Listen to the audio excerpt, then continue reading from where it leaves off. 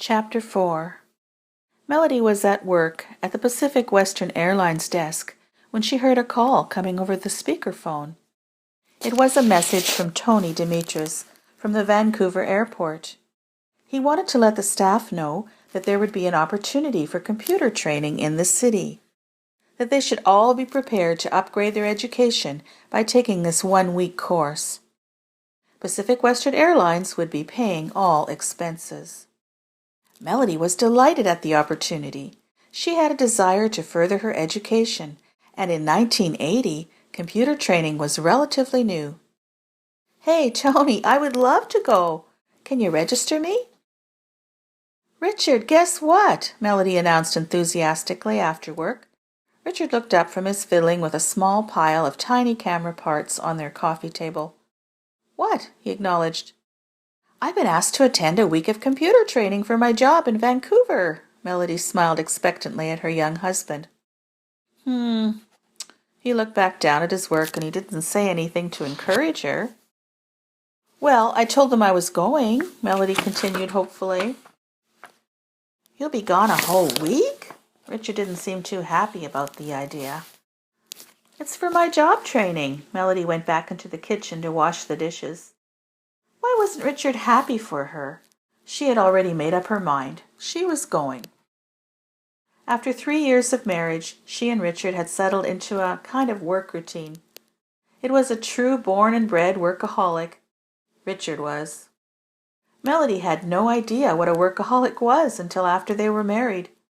Having both been raised in the Mennonite culture, work was one of the most revered things to do. After worshiping God, of course. Mennonites were immigrants to Canada and to the United States that fled from Russia, Germany, and Poland in the early 1800s to save their very lives. They had broken away from the Catholic faith by following an ex-Catholic priest named Menno Simons. Menno had realized that the people were being read the Bible from the Latin language by a priest, and very few of them understood the language or what it meant. So they were at the mercy of the priest's translation and could not read the word for themselves. One of the teachings that Menno Simons unique was when he realized that the baptism of infants was not scriptural. He believed that people should have an understanding about their conversion decision to faith and also for their baptism. This teaching made him an enemy of the Catholic Church. It allowed the people to think for themselves, thus taking away some of the control of the church. The rich and powerful Catholic leadership ordered a persecution of Menno Simons and his followers, making war on them, confiscating their property, killing and torturing them, cutting out their tongues, burning them at the stake, and drowning them. As Mennonites then believed in pacifism, they were an easy target once apprehended. In anguish, the Mennonites fled to Canada and to the United States to start a new life of freedom. Here they were promised by the Canadian government that they could practice their religion freely, keep their own languages, and educate their own children in their own culture. Both Melody and Richard's parents were descendants of the first immigrants. One of the things that made the Mennonites desirable to the Canadian government was their agricultural skills and their hard work ethic. Work was next to God in the life of many a Mennonite family, so when Melody married Richard Wolfe, she soon realized that she would be left alone at home for many hours while he worked overtime at the airport or did other work. They had fallen in love when she was only 15 and he was 18. They married after she graduated from high school, and at the tender ages of 18 and 21, they moved to British Columbia so that Richard could complete his aircraft maintenance apprenticeship and write his engineer's license. Melody found herself increasingly lonely for her family in Manitoba. Richard seemed oblivious to her need for more of his time and attention. After all, he reasoned, he was doing this all for her. Melody poured herself into church activities and into her jobs. She was a social butterfly who loved the company of other people. A natural extrovert, she enjoyed meeting and talking with new people. With a string of jobs, Melody tried to work many hours too, but she also took time out for herself and for social fun. Finally, the day arrived for Melody to leave on her week of training. "Are you going to be okay without me?" She gave Richard a quick kiss on the cheek. "Well, I'll have to do my own cooking, and you know I hate that." Richard made a sour face. "Don't worry, honey. I made lots of food for you already, and it's all in the fridge with notes on top." Melody had thought of everything. She loved her job as the customer services traffic agent at the small Western Lake Airport. She enjoyed making the boarding announcements on the loudspeaker. She liked to wear the smart green and white uniform. It never really got that busy at this airport. It was nothing like the big city of Vancouver. She might load a dozen or so passengers at each flight, as well as check the payload to determine the weight and balance for the crew after the bags and fuels were loaded. Melody had packed her summer suits, planning to look crisp and professional in the city atmosphere. She wanted to fit in. She waved goodbye to Richard, who was looking out in farewell at the airport waiting room.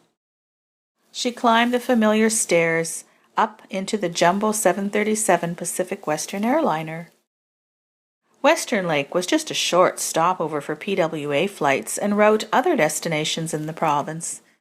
The sound of the jet engines revving up hit Melody's ears, so she chewed her juicy fruit gum a bit harder. Chewing gum helped during the change of cabin pressure when taking off and landing, too, especially for someone who'd had any respiratory or sinus problems. Melody was an asthmatic since a young girl. The brief takeoff distance from the runway went quick, and soon the jet was airborne. Melody was looking down at the miniature hangars on the ground like a row of Monopoly toys. The beautiful green evergreen forest surrounded the top of the mountain where the airport was located. Melody noticed a brown bear lumbering away from the runway area back into the forest cover. Now they were flying over the lake, over the town, and ascending higher and higher until they reached the right cruising altitude for the rest of the flight to Vancouver. It would be only a short 45-minute flight. Soon they were landing again, only this time it was on a much bigger maze of runways. Melody unbuckled her seatbelt and stood up to open the overhead cabin bin, retrieving her small suitcase and knapsack. Her purse had been at her feet during the flight, so she wouldn't have to bother waiting at the baggage claim area. "Thank you for flying Pacific Western," the friendly Stu smiled as she walked by.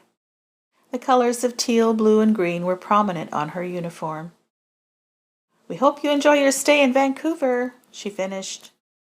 "I will," thought Melody to herself. Soon she was out of the bustling airport and waving a taxi down. "Take me to the Sandman Inn, please," Melody told the taxi driver who had pulled up. He was wearing a burgundy turban and probably of East Indian descent. "Yes, miss," he seemed friendly enough. They drove through the winding streets of downtown Vancouver. The Sandman Inn was located close to the major bus depot of the city. That was the favorite hangout of some of the seedier folks in society, but Melody and Richard had spent some fun times at this hotel, and she had fond memories of it. That evening in her room, Melody was sitting in her blue silk pajamas on top of her queen-sized bed, all alone, watching the television. Tomorrow is the big day, she thought to herself. I wonder how many students will be in the computer class with me, and if I'll make some new friends. Around midnight she had had enough TV. Setting her alarm early and taking one last sip of water from a glass beside the bed, Melody turned out the lamp to go to sleep. It took a while for her to doze off, as her mind kept thinking about all kinds of things. It wasn't easy to get used to a hotel bed, being used to lying next to Richard's warm body in their own bed at home. But finally, sleep took over. Melody had no idea that she was being watched while she slept. Two dark figures were peering into the room through a window. Well, what do you think? Temptra asked as he floated outside the hotel window. Yeah, I see it, Freya agreed. Dark Lord told us to look for that golden light just above her head, and it's there all right. His mouth curled up in a sneer. That's an indication that the Almighty has something up his sleeve for this one. Some kind of divine plan to glorify himself again. And we've got to put a stop to it, he growled. I've got something already going down tomorrow, Temptra confided slyly. It will put a big knife in the heart of our enemy and spoil whatever he has in mind for this one. Temptra continued to whisper in Freya's ear when they noticed the light above Melody's head begin to grow. Whoops, we'd better split. Her angel is coming through, and we don't want to catch us, or the foul order could be spoiled. The two demons disappeared in a puff of black smoke. Joseph emerged from a seam of light as a beautiful blue glow filled the hotel room where Melody was sleeping. He was her angel of protection, sent to her at the moment of birth from the Father. She was from a long line of generational believers. Father did have a marvelous plan for her earthly life that would bring him much glory and honor. However, like the life of Menno Simons and many others, it would not look pretty much of the time. Joseph saw many pitfalls and valleys ahead of this little one. It was hard to watch sometimes. The winding roads these humans had to tread, all dependent on every decision they made.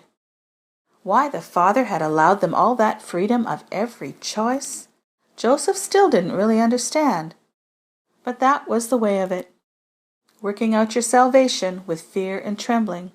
That's what the word said. Melody was so young and inexperienced. She was about to get a big awakening. Joseph had been briefed, and he knew what was up for tomorrow. The worst part was he was supposed to allow her to fall. He knew that Temptra and Freya had already done their demonic work. He only wished he could use his sword of truth and slice through their sneering smiles. But he would have to bide his time. Just keep her from death, please, Lord, he whispered the prayer while he laid his hand gently on her brow. She was dreaming now.